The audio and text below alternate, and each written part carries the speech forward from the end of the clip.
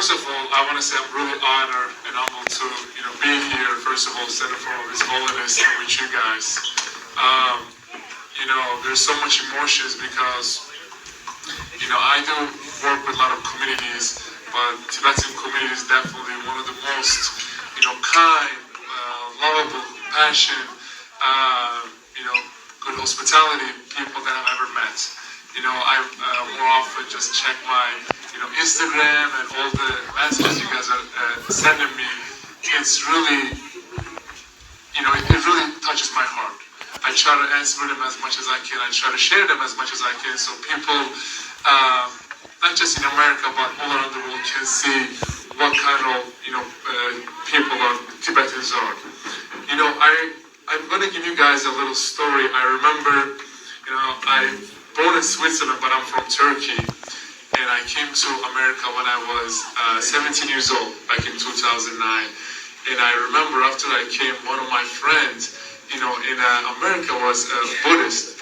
And, till then I have, in my whole life in Turkey, I've never met a Buddhist before, but it was the first time I was introduced to this culture, to religion, to, these people. And more often I sit down and have a conversation with him. He was always trying to explain to me about, His Holiness, about the culture, about the food, about, people in Tibet. And I was very inspired. So that was the first time I heard about you guys, and I heard about, His Holiness. And I started to follow, obviously His Holiness on social media, because I was a teenager, and the best way to, follow someone, use social media. And his messages was really inspiring and really touched my heart. I was, reading about his, his story, his life, and what Tibetan people were going through. It really, touched my heart. And all the messages I have seen, it was all about, unity, compassion, love, kindness. And the one message is we can be from, different religions, different cultures, and different colors, but the most important thing in life is leave our differences on the table and try to find what we have in common. The one message was, one key word was together. How can we make this world better together? So I remember this summer I sit down and I wanted to study. I wanted to study about what people are going through. What Uyghurs are going through, what Hong Kongers are going through, what Tibetans and Taiwanese are people going through. And I was really ashamed of myself because I was like, the last 10 years I played in NBA. Why did I not speak about these issues before? I was really ashamed. And I was like, I'm going to change this. I'm going to do anything I can to be the voice of all those innocent people out there around the world who don't have a voice, And I remember, having a conversation with some of my people, some of my friends, and they're like, don't do it. Don't do it because it can cost you everything. It can cost you your career, basketball, NBA, maybe even your life, And I was like, listen, I'm not scared of anything by God. And I remember telling them what people are going through, is more important and more, bigger than myself. It's bigger than basketball, bigger than NBA. And if I don't stand up for those people, then it will go everything I ever stand against, To me, morals, principles, values are way more important than money, endorsement deals, contracts, or anything that they can offer me. And I remember first game I was playing against New York Knicks, and I put a statement out there about how Tibet should be free and how amazing the Tibetan peoples are.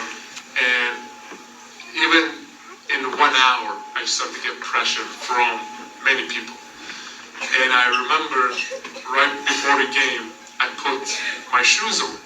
It was saying Free Tibet. And went out there and played. I remember two gentlemen from the basketball league that came to me and said, take those shoes off. I turned around to them, asked them why, and they told me that, you know, the NBA didn't get a lot of pressure about my shoes. And I was like, am I violating any rules? Or am I breaking any rules that NBA has by wearing the shoes? They said no. And I told them, I'm getting ready for my citizenship test. There are 27 amendments in America. And the first amendment is freedom of speech. And I told them, you cannot take that away from me. And they said, this might get very ugly. I was like, I don't care if you guys fine me or ban me. Go tell your boss that I'm not going to take the shoes off.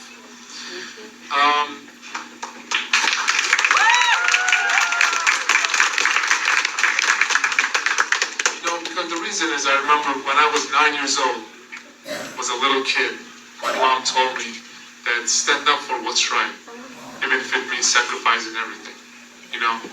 And I wanted to be the voice of all those innocent people out there, not just in America or Turkey, my home country Turkey, but all around the world, you know? And obviously after that, we did get a lot of pressure, but the joy and the warmth that had in my heart, I wouldn't change it to anything, you know?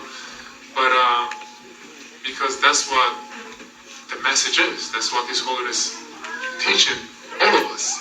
Be brave, unite people, trying to bring love, peace, and compassion into this world, and at the same time encourage everyone to stand up for what's right. And I remember after that night, my teammates started to ask me questions. You know, people around the NBA or other athletes, not just in basketball, but around the other major sports leagues, started to ask me questions about what is Tibetan going through? Tell us. And I sit down in that conversation with them. Okay, this is where Tibet is. This is what people are going through. This is, you know, His Holiness's message is. And response I got from them was so inspiring.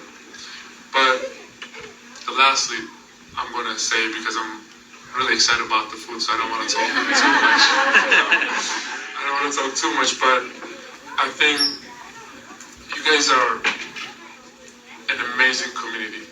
And everywhere I go, you know, every place I go, you know, Portland, here, or many other cities around America, it just, everyone I seen was just one of the nicest and kindest people I've ever met. So much, they always have shown so much respect, so much love and kind. And I think and I hope, not just, you know, me, but like people around the world can see one day that what kind of people you guys are, and I hope the people can understand this message, because we are having so much problem in our century right now because of people are not following His Holiness's message.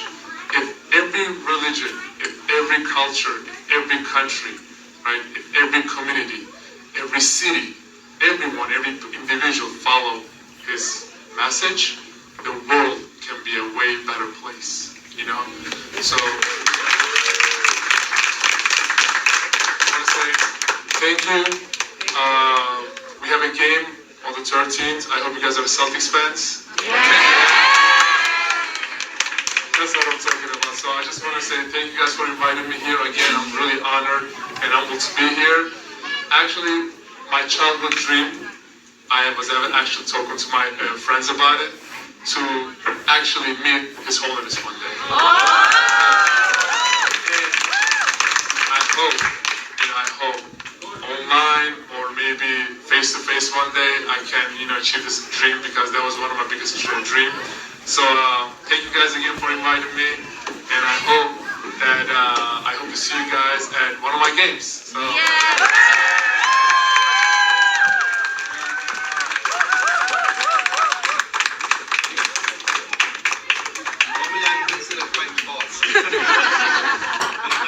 as you said, your childhood dream is to meet with His Holiness, you know, and we really hope that, you know, Enes will get an audience with His Holiness. But, you know, having served His Holiness very closely and having had an audience with him, I have preserved few katas given to me by His Holiness.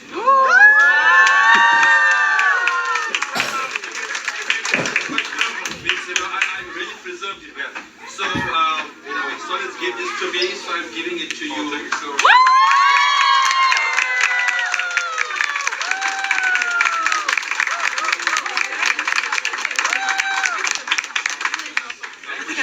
Thank you so much. This is one of the best gifts I've ever got.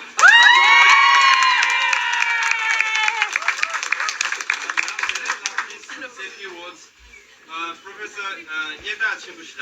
所谓친구 유형이래.